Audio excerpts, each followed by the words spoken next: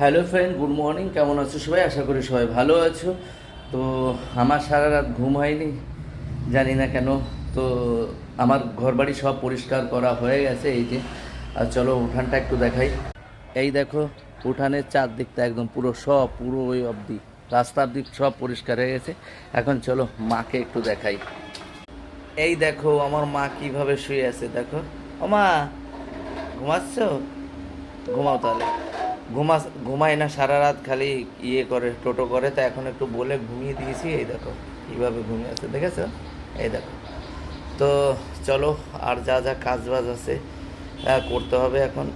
ঘর তো পরিষ্কার করা হয়ে গেছে, কিন্তু এখন এই শুধু এই বারান্দাটা ঝাড় দিলে আমার কমপ্লিট হয়ে যাবে।